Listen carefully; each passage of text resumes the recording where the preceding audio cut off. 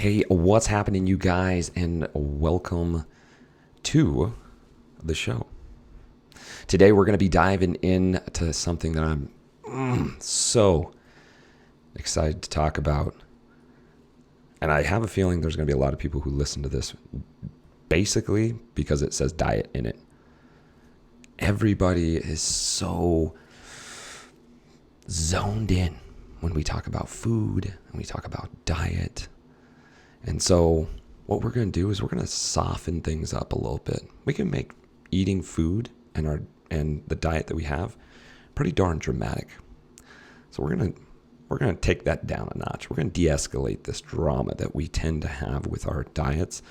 And I have a rock star guest today. You guys ever get butterflies? That giggly feeling inside? That's how I feel about our guest today. But before we get started, I just want to thank our title sponsor, 8 Sleep. If you don't know what 8 Sleep is, go to the website, www.8sleep.com. It's a cover that goes over your mattress, or you can get a mattress. And what it does is it tracks your sleep. It monitors your body temperature, and it adjusts cooling or warming the bed to make sure that you stay in a deeper sleep. So their whole idea is they want to be able to get the same amount of sleep performance in 6 hours as you would in 8. It's pretty incredible stuff. I love my 8 Sleep. You can get $150 off by using the promo code Joel. That's it. Just Joel, Joel at checkout. If you're interested, go check out 8 Sleep. All right, we're going to roll into this. I'm going to do a little introduction to our guest today. Kim is a health coach, focuses on making eating simple and enjoyable. Doesn't that sound nice? Simple and enjoyable. She teaches mindful eating. Key in on that, guys. And that food is an act of self-care and nourishment. You see why I get butterflies? Those are beautiful words. Kim also coaches rowing-based group fitness classes at Row House in Williamsburg, Brooklyn, New York. And in her free time, you can catch Kim sitting at coffee shops, writing out in nature, and chefing it up in the kitchen or creating some art. You guys are about to get your socks completely knocked off, and if you don't have socks on, get some socks on because we're about to get into it. Kim, welcome to the show. Thank you. Fun fact: I never wear socks. So you're gonna have to put socks on now. You're gonna have to knock your own socks off because that's how I feel. I prefer barefoot living as much as possible. Can we see it? Can you see it? Yeah. Yes, we're both barefoot, you guys. If you're joining us on Facebook, you can see. But if not, we're barefoot because that's what we do. Could we get into nature? I was just talking to one of my clients about grounding. I literally just did that before I came out here. I went out in my backyard. I laid in the sun, got the earth underneath me. Gosh. And I was like, okay, let's go talk to Joel. Yes, you guys. You can call me as granola as you want. But until you get your feet in the dirt, feel the effects of grounding, do a little research. Let me know. If you're curious, I'll send you some research. Some good stuff, you guys. Want to sleep better, less inflammation, be happier, and you don't have to wear socks. Exactly. Life is so good. Life is so good. You know what I should do before I continue down this path? Should I go Kim or Kimberly? Does it matter? So when I write my name on something, I put my full name because I like the way Kimberly Kesting sounds. Yeah, it sounds amazing. Way. Yeah. And when I talk to people, it's very informal. I go by Kim. Fantastic. So I didn't mess it up. No, you didn't mess it up. Knocked it out of the park, you guys. Kim, welcome to the show. I'm really excited about diving in today. Both of our backgrounds. Now, you're an level 3 in lifted coach? Level 2. Level 2. Level 2. Hey, that's amazing. Level 2. I'm a level 1 in lifted coach. Guys, if you don't know what lifted coaching is, check it out. Instagram. You're the one that it handles the handle. It's me behind there. Yes, it Yeah, so is. yes, I am. As of this week, I'm working full time with the Enlifted team to build out our community and get more coaches enrolled Oh and my gosh. spread this word magic. So yeah, it's really exciting for me because I'm a health coach and I know how important words and Yes. language are to Yeah. changing the habits and behaviors of my clients. Right. And it changed me. The language game changed me. And so I worked closely with Adam and Mark on helping them with some social media content, and it quickly escalated Yes. to we're going to bring you on full time. So this week was my first week, and I'm really excited because now I get to teach so many more people what what the good work is that we're doing Yes. to help coaches layer on top of their already professional skill set Right. the language game, which is the game in coaching. Mm. It is the game, you guys. If you're a coach out there, literally, I've told Mark this, and I know he's passed it on to Adam. I spent over $20,000 in the last year. The Enlifted level 1 gave me a greater return on my profit, 3 times fold, than all the other programs had their pieces. And this could have been, the tip of the mountain. But I'll tell you what, guys, you will instantly be able to apply this. You will instantly start changing life. It's the missing component that is not out there. Yeah. And give just for a second. I know we're not talking about Enlifted coaching, for this entire episode, even though we probably could.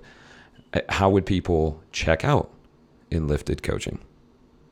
Enlifted.me is our website. You can find us there or at Enlifted Coaches on Instagram. Yes. And we're really excited because we're working on building out some new marketing materials, new website, new Instagram stuff, new email marketing.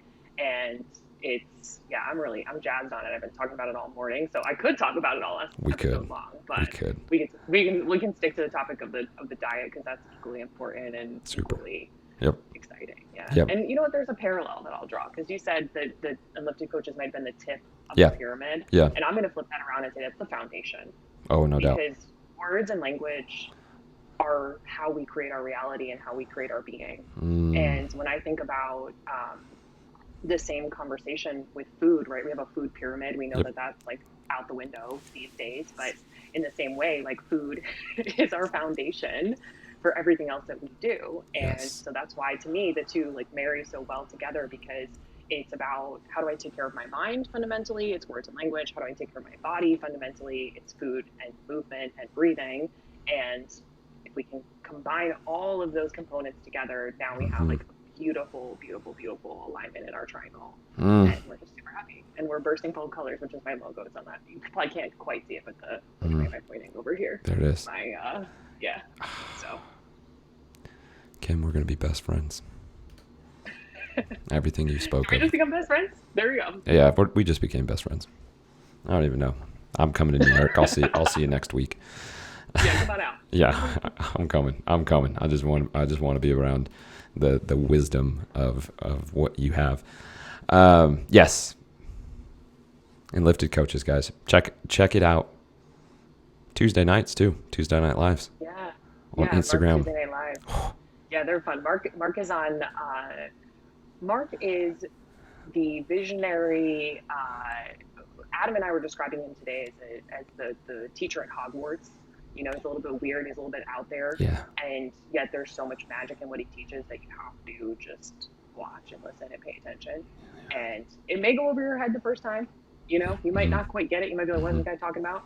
Yes. And then all of a sudden, shit starts happening in your life. Yeah. And things start showing themselves to you. And you're like, there's something to this spell thing. Okay, all right, I'll listen a little deeper. Okay, what are we talking about? Words here? What are you telling me? And then just go. It's a rabbit hole you want to go down. I promise. You want to go down. You want to live a better life. You want to be happier. You want to be more successful. You want to have better health, better relationships. If you're literally looking to upgrade your entire life, we got to move on. We could go on this forever. Kim, tell us about today we're talking about nutrition. And we're talking about the drama of nutrition, and there's a reason here, right? We're both enlifted coaches, so words matter. And diet is a huge, huge thing in the United States and around the globe. So before we get too deep into what we're going to talk about today, give us your background when it comes to nutrition, how you got into nutrition, and how you've interwoven the language with nutrition. So give us a little background. Tell us. I'd love to. So I am a health coach focusing on nutrition, specifically around mindfulness and food quality, and ultimately with the goal of helping people become happier and healthier, which usually starts with weight loss or some aspect of wanting to transform our physical bodies, because the food system works against us for that, right? Our lifestyles work against us for that. So my personal story with it was it worked against me, and I was very overweight, very unhappy, and very much stuck in that victim state of this is going to be me forever. And it wasn't quite that though, right? There was a voice in my head that was like, this doesn't need to be me forever. I can change this. I can work hard. I can eat better, and I can drop this weight. Yeah. So my quiet little cheerleader voice that was telling me, hey, just get back into the gym, start working out, start eating a little bit better, start reducing the alcohol intake. Maybe it's like, instead of going to happy hour 5 nights a week after work, you could go 2 nights a week, right? There was right. Yes. I live in New York City, guys. This life over here is a little bit out there. Yes. So I was working in a corporate job. Hard and fast party like a life of New York City, and I was just miserable. Like, I didn't have relationships that felt satisfying to me. I didn't feel good in my body, and so I was just like, I gotta move. I gotta get going on changing this. Yeah. And so I started to, which the backstory of this all is that my mom is a nutritionist. I was an athlete my entire life through college. I was a rower, and I knew how to get fit. I knew how to be fit. I knew how to eat well, and it wasn't enough to help me like do that, right? Because I had all the information. I had the previous experience. It was modeled to me growing up in every possible way, and yet here I was close to like 240 pounds, and I'm 5'7", 5'8", so it was pretty large, and I was miserable. So I realized that it wasn't so much my body as it was like my body was more a reflection of my internal world. And I started getting into the gym. I started to work really hard. I started to feel like the power to change within me. I started to notice how much happier I was, how much better I felt, how much more energy I had walking up the subway steps, because I had less load to carry, quite literally. Yeah.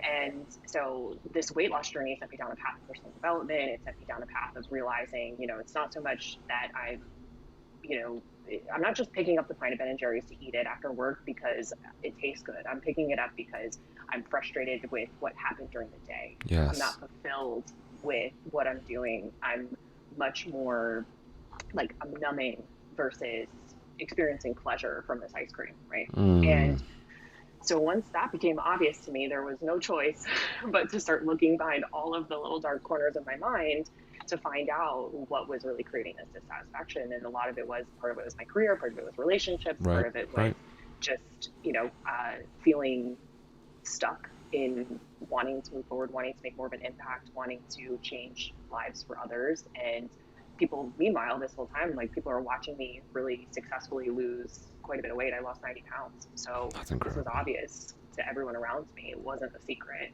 And people were watching me, the food I was bringing into work, the commitment I had to going to the gym every day after work or before work, right? It's like these people were watching me every day, day in and day out, like, live and breathe this lifestyle.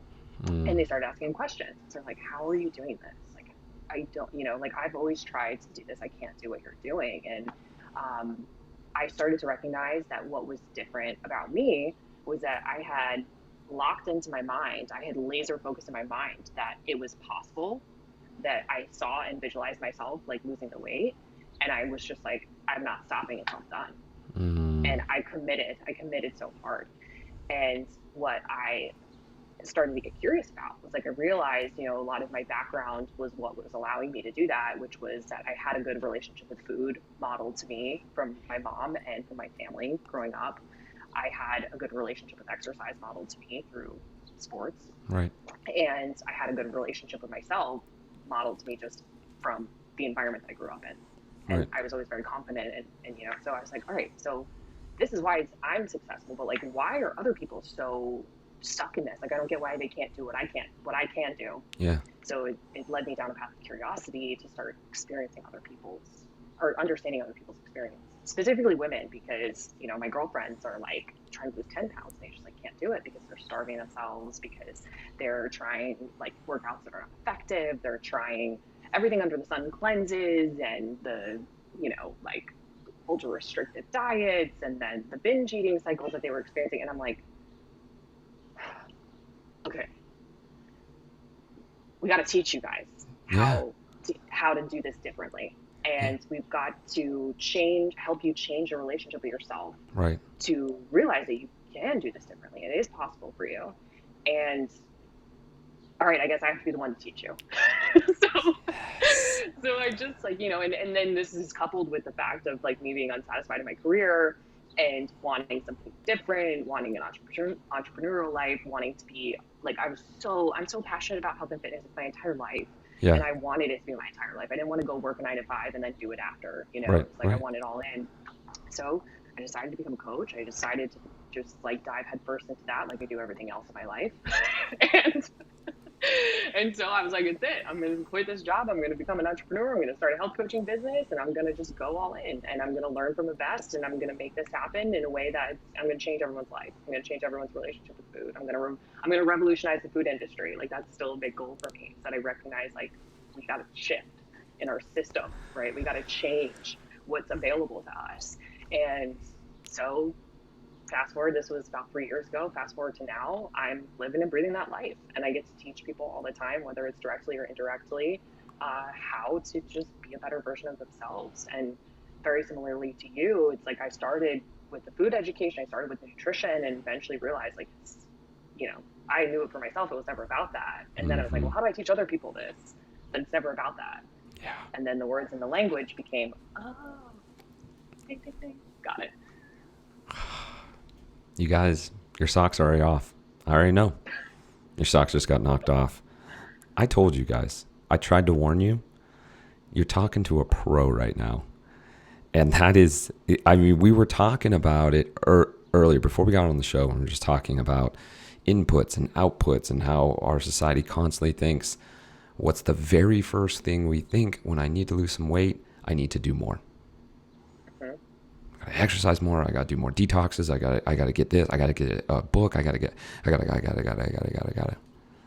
And what you're saying is the answer is inside of you, has been inside of you. We just gotta undo that story and start using the appropriate language. Wow.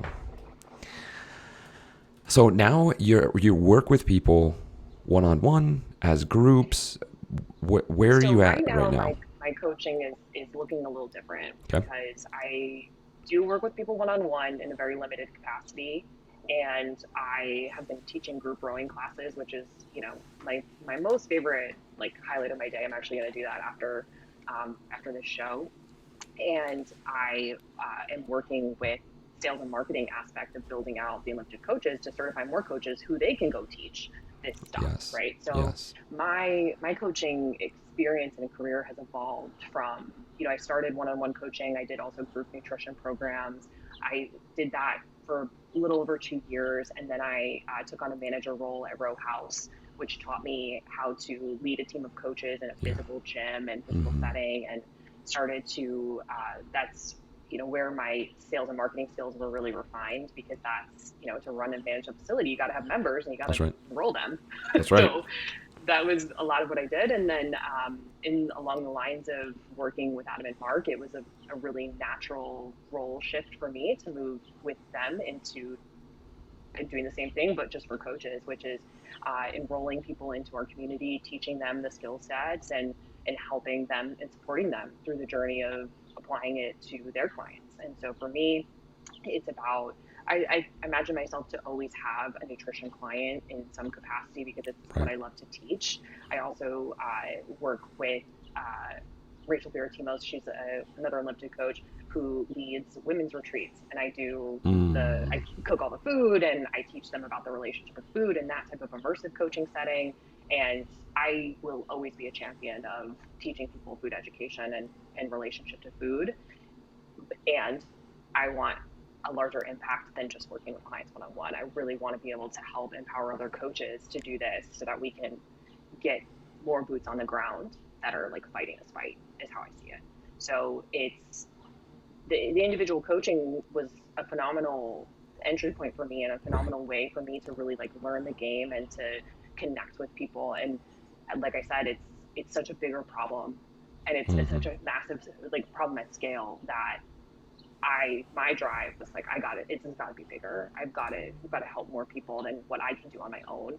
And I Right. recognized that I needed a team. I needed a community. I needed the power in numbers, you know? And so Yes. it's awesome to me to be able to see that coming through in a way of training the trainers is how I see it, right? It's like, how Yes. can we get more people to do this and be this voice that's a little disruptive to what the current industry is championing, right? Which Mm. is these drama diets, which is the um, disconnected, disassociated, like just go to the gym more, eat Mm-hmm. less, do this thing that's going to be your quick fix. It's like, just know that's not going to be the quick fix. Like, you know, how many people have lost 50 pounds only to gain it back Yeah, that's and right. then lose it and gain it back and lose it and gain it back? And like, that's got to stop. Yeah, yeah. Yep. Yeah. That's like it's like the your quick fix and then that teeny little writing of the disclaimer for only 6 to 8 months, or 6 to 8 weeks, Yeah. or short amount of time, because you're totally right. And I hope it's not a little. I hope you're disrupting the Your quick crap out of him. fix yeah, your quick fix will only give you quick results. It won't give you lasting results. You Mm-hmm. know, like one of the things I say to people so confidently through my entire being is I will never be overweight again. I know that. I know that for a Yes. fact because will my weight fluctuate? Freaking Sure. course. Like, Sure. of Yep. course, Mm-hmm. right? I will never be overweight or obese again. And that that's a really powerful statement for me to declare, you know. And Yeah. like when I first started saying it, it felt a little bit like, oh shit, like is that true? Like, do I really Yeah. believe that Yeah. I Yeah. can Yeah. maintain this? Yeah. And like at this point in my life, it's like a no-brainer because again, this Yes. is my lifestyle. This is what's important to me. This is what allows me to be the best version of me. This is what allows me to teach other coaches. Is because if I'm optimized in my health, Mm-hmm. I don't need to worry about my energy levels. I don't need to Mm-hmm. worry about not feeling well. I don't need to Mm-hmm. worry about Mm-hmm. brain fog. I don't need to Mm-hmm. worry about like, you know, it's like all these don'ts, right? I Yes. don't need to think about these things because what I am feeling is energized. And what I am feeling is in control of my day. And what I am feeling is really like motivated and inspired. Yes. Yes. Yes. Yeah, you guys, are you listening? This is ridiculous right now. This is gonna get 5 million likes. I don't I even hope have. so. I It'd don't be even. lovely. I don't even have 5 million friends. What's gonna happen? And so we touched a little bit on the diet industry. The diet industry, guys. If you don't know, it's a $70 billion a year industry. Why would it be a $70 billion a year industry if everything that was being presented was to fix the issue? It would go from 70 to 60 to 50, 40, 30, 20, and it would disappear. What is the current, you said that you're going against the grain. What's the current status of diets and what we see in the diet industry, and what are you talking about in terms of going like, hey, and you've talked a little bit about, but give us an idea of where everybody's at, where people see it now, and where you're slightly changing the direction to create a different destination. So I'm going to shift this into the food industry Let's do it. because I think that that's more Agreed. the root of the problem, right? Agreed. So the diet industry is the result of the food industry. So let's look to the root of the problem. Imagine yourself walking into a regular grocery store. Okay, I'm in the store, I walk in. How much of that food on the shelves that's available to you is food that you want to eat? It's like how much food that I want to eat, like 10%, less than 10% probably. Right. The pick up any box of anything, pick it up, look at it, look at all the beautiful marketing and colors and pictures on the front, see how it makes you feel. Mm-hmm. Turn it over, read the stuff that's in it, and see, like, is this really food? And what has happened is that we've ultimately moved from a society who was self-sustaining and growing our own food and harvesting our own crops and you know, like growing, doing everything on a farm base, right, Yeah. for ourselves seasonally, whatnot, to we had the Industrial Revolution and we started to do farming and we started to do all this stuff that it just exploded the Right. availability and excess of food. So in a grocery store, which was you know, a factor of convenience and making people's lives easier and making food more available to us, it has taken these food products and they're food like substances. It's not really food. Like food is something that grew from the earth or that lived on the earth, right? That we have turned into a meal. Yeah. And so the grocery store itself is where you can see just directly, right? I walk in and I'm immediately marketed to buy all of these different products and all these different things that are going to give me pleasure or that are going to be satisfying or that are going to be enjoyable. And not many of them are marketed to be nutritious, except for that they are, because food marketing is like branding things like vegan and non-GMO and gluten-free. Gluten-free.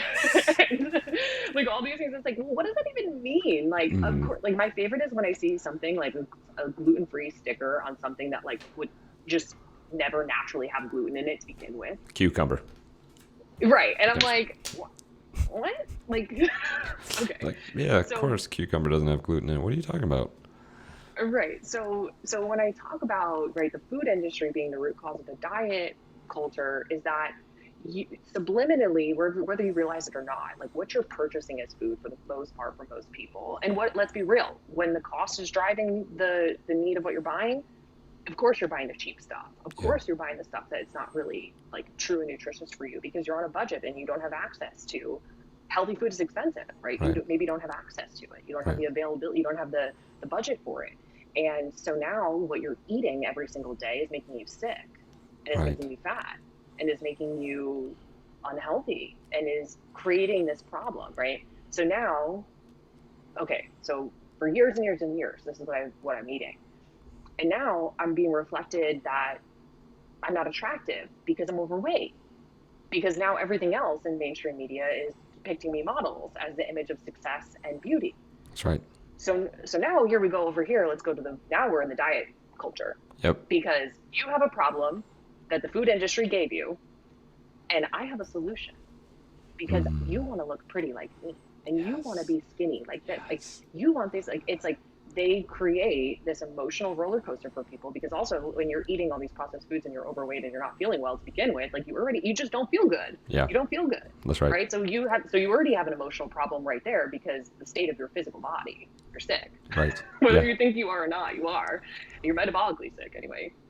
And now I have this image of beauty, and then I have this solution, which is the bridge over to it. It's diet culture, right? So it's like from fat and sick to and unhappy to skinny, beautiful, and thriving. Yeah, making more money, got some more relationships, right? Your car all of a sudden goes from a Honda to a Porsche. How'd that happen? Right. And so now I have this bridge, I have this solution, which is quick fix diets, which is, you know, this perception of just do this, it'll be easy. It's easy. Yeah. You know, just just do this juice cleanse. Just, you know, do intermittent fasting. Just keto. You don't have to just eliminate the carbs so you can eat all of the fat that you want. That's right. And we make it sound attractive and alluring. And I don't want to say nowhere in that equation are we educating people, but you know, this much in that equation we're educating people. It's a very small portion. That's right. So the diet culture keeps us in this in this emotional roller coaster of I I don't like where I am. I want to be different.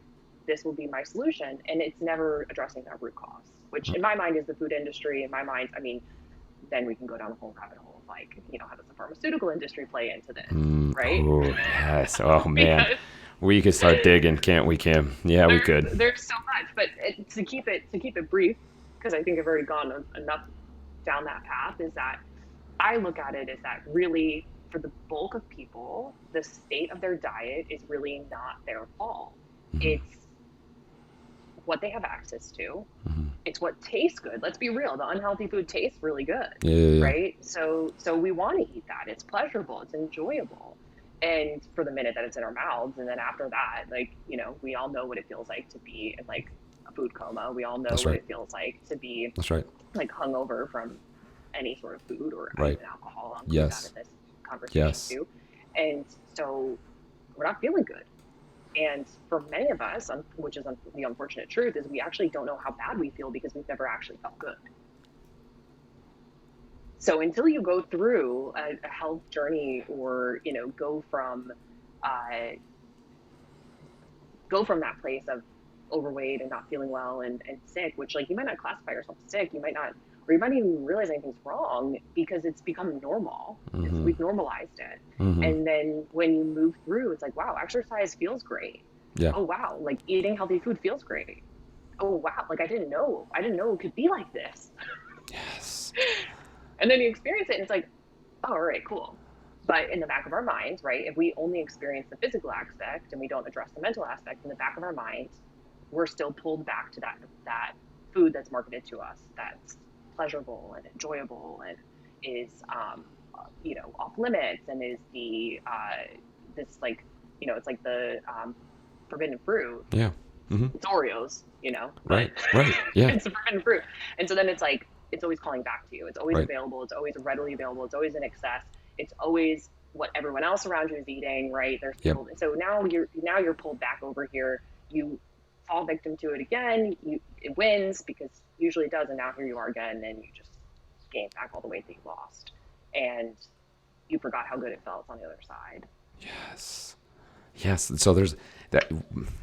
To recap all the genius that you just put in there, what you're talking about is coming to the root. The root issue is that the food industry in itself is not providing the nutrients in which human bodies truly need. Marketing plays a huge role in, and so on and so forth. Right. And I mean, I personally believe that it is getting better. I do believe that. I do see it. I believe it. I see the available, the part of the reason why I live in New York City is because I have access to all of the new wave of healthy living that, Yeah. it's always going to be readily available to me here, where I can walk into a store and pick it up. If Great. I live out in the middle of Oklahoma, like, do I have access to a Whole Foods? Like, maybe not. Yeah. Right? Do I have access to these healthier brands? Do they carry them in stock? Like, no, Sure. they don't. I'd have to order it online, and then Right. it becomes an even further barrier for me to get it and, Sure. and to use it. I also have access to amazing local farms that there's farmers markets almost every day of the week that they bring Totally. produce in that's locally grown in the Hudson Valley, which is where I grew up, and it's an amazing place, and there's amazing farms, and it's, like, I have strawberries in the fridge right now that, like, were picked, and Yeah. they're the best strawberries I've ever eaten. Of course.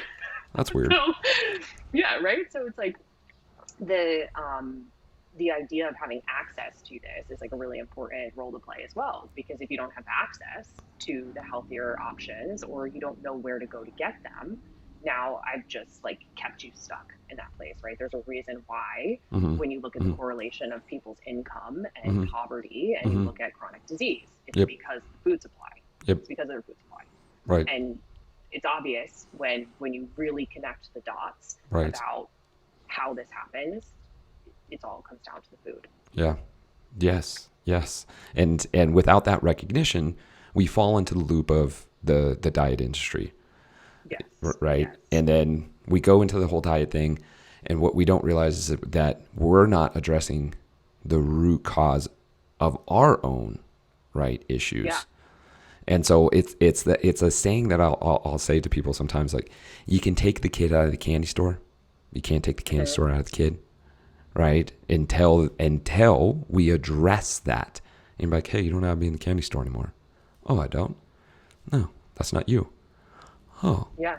right? And being able to, because if the only thing we're focusing on is just like calories in, calories out, okay, I got to work out 6 days a week, no, I'm gonna skip this meal, and Like we're not like in a machine like that. Like we mm, are and we aren't. yeah, You know, like the tagline of my nutrition business is eat like a human, and the second piece is not a calorie counter. You know, yeah, not a calorie calculator, because mm, at the end of the day, like our bodies are not my fitness pal. You know, like this, what's happening in here is not the same thing that happens on my screen when I log all these calories and what I ate.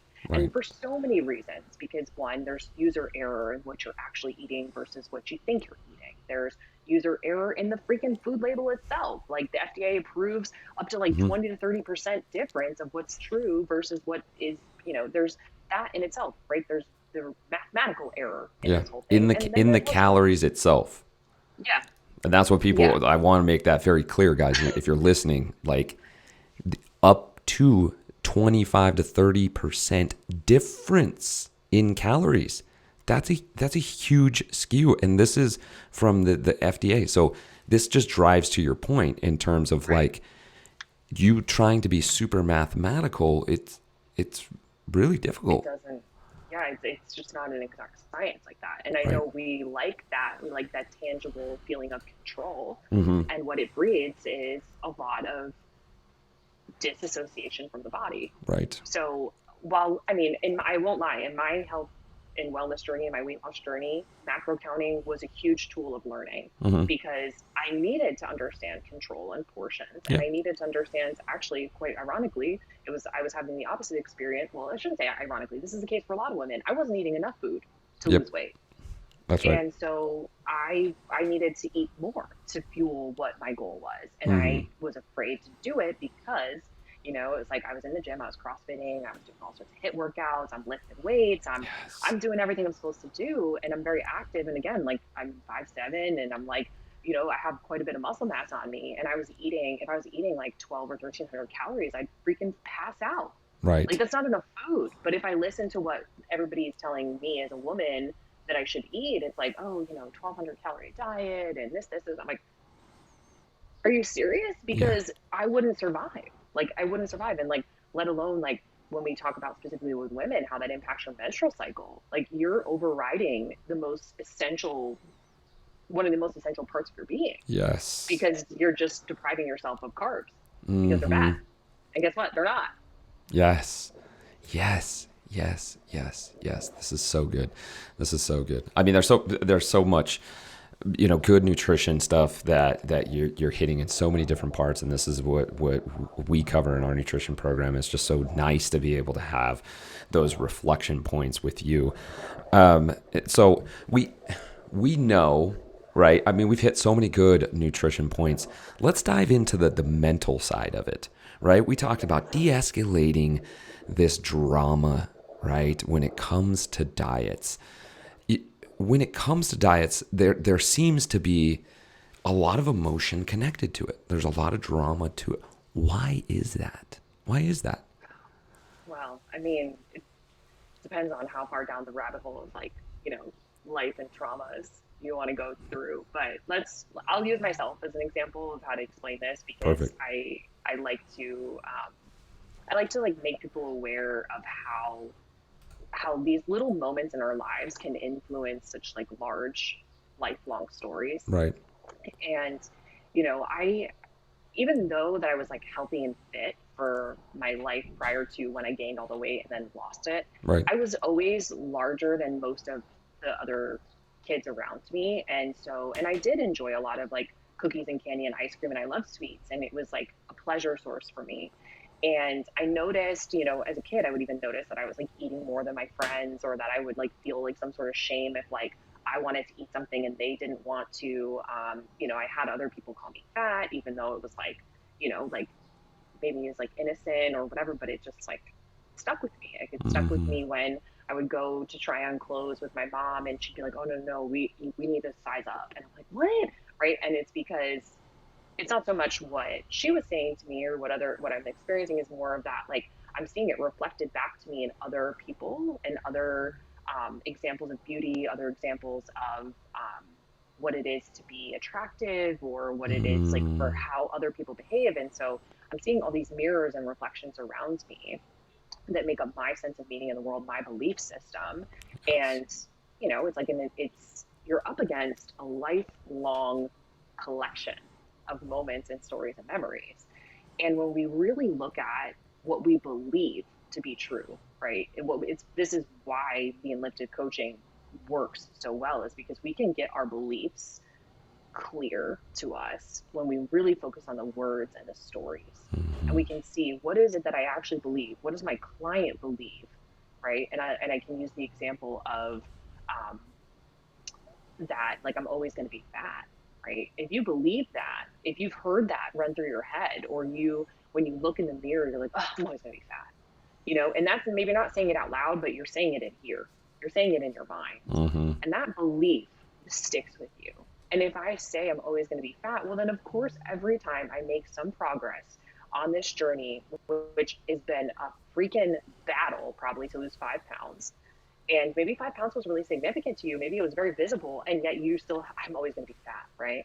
And if that's the story that's running in your head, you're not going to stick to what you're doing, because you're just going to fall into what your voice is telling you. Mm. And you're just going to go back to those stories and memories and places where you felt that you were destined to be fat, that you were always going to be that way, and there was no way to like break out of that. And so bringing it back to me, like when I was in this beginning phase, before I had ever hired a coach, before I knew like the value of coaching, before I understood anything about like how to actually get the results, this is where like it was before I even understood meditation, but I'll call it meditation. Was that it came to me, it like made I really had to embody this experience of, I can look different, I can feel different, I can, right? And I heard that voice quietly, and I chose to amplify it. I chose to like dig Yes. in and just continue to like let that lead the charge when I was in the gym, and let that lead the charge when I was in the grocery store, and let that be this future vision of myself, be Mm. the thing that was driving the decisions, not the current version of me. And it's something that I'm very proud of, is that I look in the mirror now and I look exactly how I expected myself to look. And I see what I do in my job and in my life, and I do exactly what I expected to do, because I could imagine it and because I could see it. So when I work with clients, the way that I start is I have them envision that version that they have, that we've all envisioned it before. We've Oh all yeah. seen it. We've Hmm. all been like, oh, if I could only look like this, if Yep. I could only feel like this, if I could only be like this. Well, guess what? You freaking can't. Hmm. So you've Hmm. seen it before. You've seen it before, you've imagined it before, and you've never attached it to you. You've never attached it to your identity. You've just seen it and thought, like, oh, okay, well, maybe, or oh, it'd be nice if. Well, what if you just accept that as fact? What if you accept that as your truth? What if you accept that as where you're going, and you say, what do I need to do to get there? Right? If we work on the identity first, and if we can work on changing the beliefs and stories that are holding you back from being that identity, then the next logical steps is the actions that that person's identity would do. And it becomes easier because they're aligned. And if we first session talk about get on the scale and write down everything you've been eating for a week, and we're going to change this, we're going to cut out this, we're going to do this and this and this, we have done a total disservice to that person, because we have not addressed, like, why are you doing this? Why do you want to do this? Where do you want to go? What is the result you're looking for? Describe it to me in detail. Write it down in detail, right? Like, that's what we're working on, not Mm. this calorie counting thing, not the serving sizes thing, not the food education thing. Until we get clear on exactly where we're going, we have no business talking about that. Mm. You guys can rewind. Just to let you know. You can rewind, and I would highly suggest listening to that again, because repetition is the mother of all skills, and True. being able to hear that again, you guys, is very, very important. And there's a couple things in there that I love. One, affirming yourself. being able, I, I can believe, I can believe. If you're an lifted coach, you know exactly what just happened there in my brain. I can believe why so many successful individuals don't celebrate themselves. Not once, written down and celebrate themselves. So they stay on the treadmill of trying to seek the next approval that will never come because they're never giving it to themselves. And you did that. You gave it to yourself. You envisioned yourself. And what I love is you just went, nope, this is how I'm going to see it. This is how it is. Yeah, I'm very stubborn. As we should be when it comes to us. To my benefit. Yeah, which was to my benefit. It was, the experience of being unwilling to accept the status quo is Right. I will take out the probably, is the most like essential thing in my core of my being, is being unwilling to accept the status quo. And when it was applied to my physical body and my experience with exercise and my experience with food, it was like, I'm getting this somatic feedback, right? I'm getting feedback right here in my body that's telling me that when I do these things, I feel better. When I eat these things, I feel better. And nobody taught me how to recognize that, like it wasn't, there was not an experience, like until I started to connect those dots for myself and I started to see, like, then I started seeking it out. I started seeking out coaches and therapists and everything and being like, help me. How do this is what I'm experiencing. Why is that happening? They're like, oh, well, because, blah, blah, and I'm like, oh, cool. Okay. I'm not the only one here. Yeah. Right. Like, yes. got it. I was able to educate myself more. And then it became like, oh, okay, there is a mind body connection. There's this feedback right from my body that's going to dictate how I feel and what I do. And great. And that's where the mindfulness component comes in, right? This is where I have to bring that in, because the way you connect the mind to the body is, in my mind, through the breath. And it's through sitting and feeling and listening and allowing just focus on the breath through meditation, through becoming present. And if we always live up here from the neck up, we never understand what's happening from the shoulders down. And if we always live from the shoulders down and we ignore the mind, well, maybe that's a better way to live. I don't know. Maybe that's pretty good. You're probably going to be in a pretty good, you're going to be in a decent trajectory. Yeah. You might be like more caveman-esque, but you'll be okay. Yeah, totally. So, but I mean, the problem is, right, is like that most of us are living from the shoulders up, neck up, right? Right. And so if we ignore everything that's happening and we ignore the rumbles in our stomach that are telling us that we're hungry, or we ignore the rumbles in our stomach that are telling us because we're bloated, or we ignore the, like the physical hunger cues, or we ignore the, like our satiety, like how full we are, then, like nothing about the diets makes sense. Right. And so if we can bring in an aspect of mindfulness, we can bring in an aspect of breath, and we can drop into the body and we can feel these sensations. Yeah, that's right. Then it becomes, okay, like I get this now. Yes. Which, I mean, we talked about it a little bit earlier, and I know that we both are on the same, we have similar paths in terms of how we, found where we're at today. But that idea of what is your input? How many inputs do you have? And actually, when you start eliminating those inputs and you start focusing on the things that matter, like, wait a second, I am bloated. Wait a second, I do have a headache. Wait a second, actually, I feel amazing. And it's rodeo season right now in Reno, Nevada.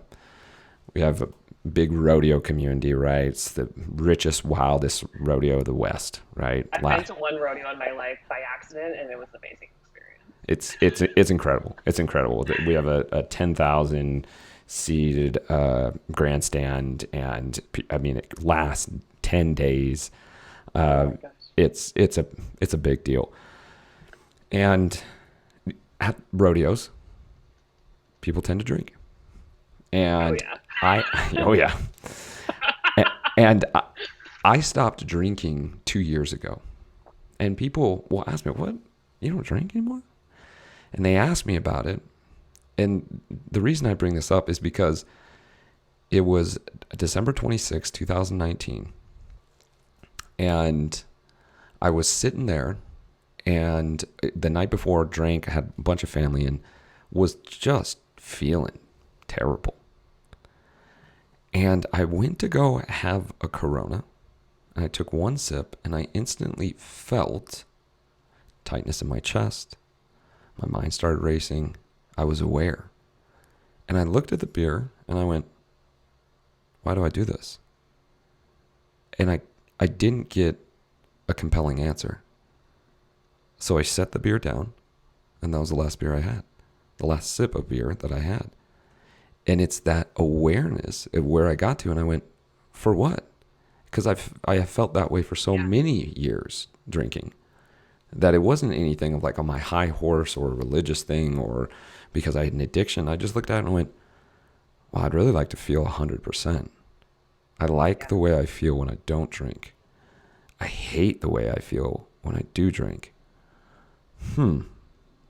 But it took a moment to slow down and to have that reflection point, that input, and be able to go, no.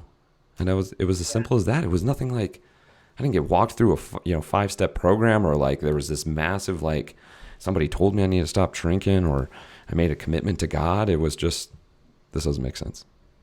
Yeah. Well, it's a very interesting experience because with alcohol, I also don't drink hardly ever. If I do, it's usually like a glass of wine, or I had, actually the other night I had some really good hard kombucha, which was Ooh. really like the first drink I had had in probably a couple months. I was like, wow, this is great. Yeah. Shout out to June Shine. They were really, it was quite wonderful. Yes. And the experience with alcohol is usually is a great parallel for people because they can understand that. Like we all know what a hangover feels like. If you've had any sort of excessive alcohol, you understand what a hangover feels like. Right. And that's a dramatic version of what happens when we eat shit food. Right. Because Yes. you do get hungover from bad food and from garbage quality food. You just don't experience it as drastically, right? Like, I mean, and here's another thing, right? Like our poop, it gives us a lot of feedback A about lot of how well feedback. we're digesting or how well we're absorbing nutrients or how we're feeling overall. How many people like go to the bathroom, have an awful experience, and then walk out and be like, oh man, glad that was over, and never think like, I wonder if that was because of what I ate. I wonder if that was because of, I didn't have enough water today. I wonder, like, nobody asks why. It's just like something that is like accepted, it's accepted as this like experience. And like, guess what? Like, you can have great poops every day. You should. I hope you do. We need to have a podcast on poop. We need to do a podcast on poop because that's for real, guys. I didn't know I was gluten intolerant. I just had diarrhea for 7 years. That's not natural, you guys. It's real. I was just like, meh. And just time. yeah, just no stopping for a moment and going, wait a second, that's not right. But when you don't know 100%, you think your 100% is the 70%, then you have no idea. You're just sitting there. And without hiring a coach to tell you, wait a second, you don't have regular bowel movements that are solid? Like, wait a second, what color is your poop? Yeah, and it's like, well, the thing is like people get uncomfortable talking about it, and I'm like, well, why aren't you uncomfortable with your own experience in it, like enough to choose something different? Right. Like I'm like, hey, we should change this. I totally agree. I totally agree. I totally agree. It's like, it's sort of like I use the example because of feedback, right? Because it's like our body is constantly giving us feedback. Our body is constantly letting us know everything we need to know as far as how to navigate it. And I can go back to that like caveman situation. That's right. That your body will tell you exactly what you need to do. Your body will tell you when you're hungry. Your body will tell you when you need to move. Your body will tell you when you need to drink water. Your body will tell you when you need to stop eating. And it should be obvious, right? We have a massive problem with like anxiety and depression, and a lot of that is feedback from the body saying, hey, hello, I'm not being fed well, I'm not being exercised, hey, hello, I'm not being taken care of. Yes. Gosh. There's so yes, you're 100% on all of those things. And so we've we've covered such a vast array. And again, I told you guys your socks are gonna get knocked off, and that's what's happening. We could literally go for, I just feel, hours and hours on this. But what we're talking about is the language, which we've gotten into, the mindset, the feedback, right? Being aware, inputs instead of outputs. I hope you guys are really catching on to this. For our listeners, I always like giving them something tangible. You get to the end of the podcast, and right, the expert guest gives us something to work on. So what is something that you would say, if this is clicking for people, people are like, whoa, this is like blowing my mind. What are a couple steps that you would say, hey, start here? This is what you want to start doing. Is it to write down, your old stories? Is it to talk about language? Is it to look at food label? What, from everything we covered, what would you give them? So I'll start from the beginner, because that's where that's what I love to teach. That's who I love to teach, and that's where most of us live. And even, maybe you've been studying diets, maybe you've been researching diets, maybe you've been listening to a lot of nutrition information, you guess what, you're still a beginner, because most of us really are, until we get to this place of like self mastery. It's not about mastering all of the science, it's about mastering, yourself and your experience. So from the beginner standpoint, the most important things that you can focus on is three things. It's food quality, which is reading food labels, understanding what's in your food, and eating, mostly whole foods. And I don't mean the fancy grocery store. I mean food that grew from the ground, from the earth, and or food that lived on it, and has been harvested and even been eaten, or it has been slaughtered and even been eaten. Right, and the way that those things happen is important too. But on the very surface level, it's just whole foods. So real food that carries real life energy to it. Next pillar is food quantity. So food quantity is important in the sense that we know calorie balance is a thing. We understand we need to balance our input and our output, right? We Right. talked about that. Mm-hmm. And what it comes down to is I don't need to log it in MyFitnessPal. I don't need to write these crazy food diaries and food journals. Like, those can be great tools for sure. What I need is to connect to my body, right? And Yeah. that brings me to the third pillar, which is mindfulness. So if I can go through a process of understanding what it feels like to be full and what it feels like to be hungry, and be present to those feelings versus the distracted sensation of, I'm a little bit uncomfortable right now and there's peanut butter cups over there, let me just eat them. Um, Mm. that's different than I'm hungry and I'm seeking something that's going to be like a little bit filling. I want a snack. Oh, you know what? Here's some almonds, and you don't even have some dark chocolate too, because that feels good.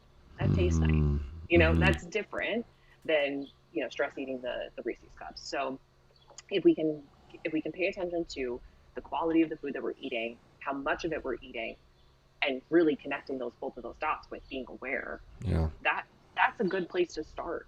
Because as soon as we start looking at food labels, as soon as we start looking at the our own fullness factors, Mm-hmm.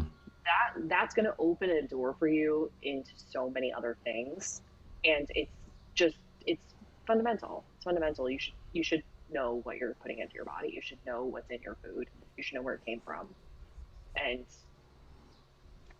have a general idea of how much of it to eat in a healthy way, right? But if you sit down at a table, you eat your meal, you're going to know when you're full. Yeah. If you sit on the couch and you eat in front of the TV, you're probably not going to notice that you're full because you're Right. distracted. Right. Right. And that's where that awareness comes in. And so we have the quality, the quantity, and the mindfulness. And say that people are there, but they're still struggling. What would you say to them if they still don't see themselves as that person? What would you suggest to them? So I have two ways, right? One is the obvious way of just listen to the voice that's telling you what you want to look like, what you want to feel like. because it's there. It's stuck under a victim mentality about why you can't have it, but it's Mm, there. You can hear mm, it. You can hear it if you listen loud enough, right? And then the second piece of advice is go find somebody who's modeling the behaviors that you want to have and spend time around them, right? Spend time, like, diet and lifestyle are such a ongoing, constant learning process. It's so, this is longevity we're talking about here. This isn't just quick fix it today and boom, fix, done, over. It's habits yeah, over such a yeah, long period of time. So without getting into the realm of like storywork coaching and language coaching and all of that, right? right. That's also great. That's also a great place to go, Sure. and it's that's for sure going to get you the result. It's going to really help you to recognize what you believe about food, what you believe about yourself, and it's going to help you paint that better picture of who you can be. Yeah. And the other thing is find better friends, like find better, create better support in your immediate day to day life, in your family and your friends, because Mm, or in your Instagram feed, or in what you listen to on your drive to work, or what you talk about, who you talk to. It's like the way that you might change. Like, this is something that I was up against too, is like I changed a lot of my beliefs and stories, and the people around me didn't.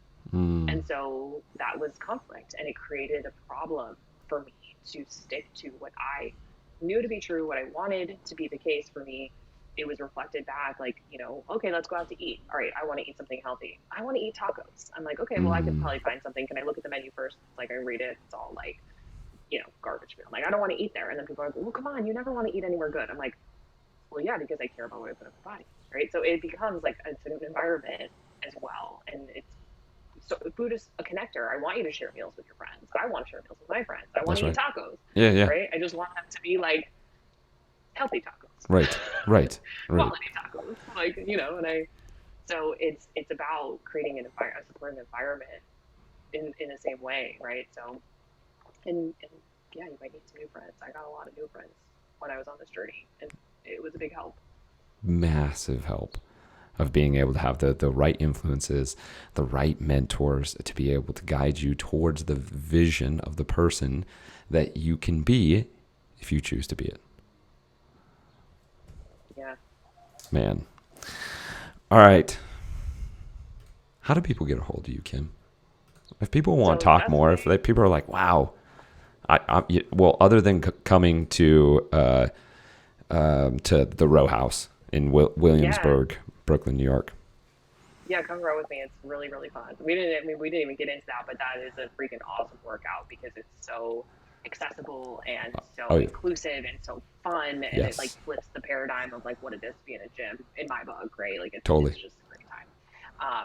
And so yeah, you can come row with me there. And then the best way to get in touch with me is on Instagram at Kimberly.Kesting. And I'm always on there. I'm always, sharing pictures of my food and talking about mindset things and just being a, positive light on the internet. So if you need some new friends or you need some new influence, you can follow me and I'll be that for you. Yes. Or talk to me, I'm always Yeah. happy to chat. And I have on my Instagram, my what I'm calling talk show. It's my Instagram live series, Coffee Talk, and there's tons of episodes there of me talking about very similar things to this, and bringing on other experts, bringing on people that live and breathe it, and it's a great resource for casual conversations over coffee about stuff like this that actually matters in life. So it matters in improving your quality of life. Kim, it was so good having you. Yeah, thank you. This is a really enjoyable show. Can we do this again? Yeah, I'd love to. I'm gonna have to come to Brooklyn.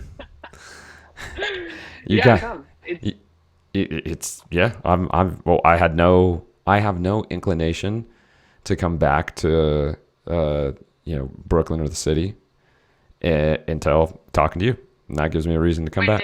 were you previously here? Or I do you live no no here? no no. Oh, okay. I've Oh, come okay. and visited, and I haven't been in so long.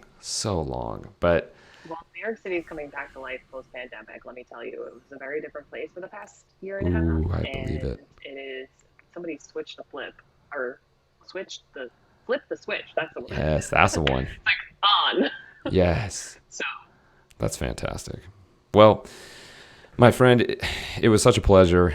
You guys, if you want to hear more, go to Kim's Instagram page. She has a ton of good stuff. Or if you want to talk to her, you could also go to Unlifted Coaches. She's the one that's going to be responding to you. So either way, you have multiple channels that you can get a hold of Kim. Kim, I know it's time to go coach. Go have a wonderful day. I appreciate you so much for coming on the show. Thank you. Thanks for chatting. That's such a good experience. It's like, so I'm obsessed with this platform too. I'm like, this is the coolest way I've ever seen somebody do a podcast. I know. I love it. It's the best. Yeah, it's the best. great. Great job, Joel. Thank you. Put a lot of work into it. All right, you guys, that's it for this podcast. Make sure to like, make sure to follow, share it with your friends, share it with your family. We're putting knowledge out there to help you, and give us feedback. Whatever you want to see, let us know. Until next time, see you guys.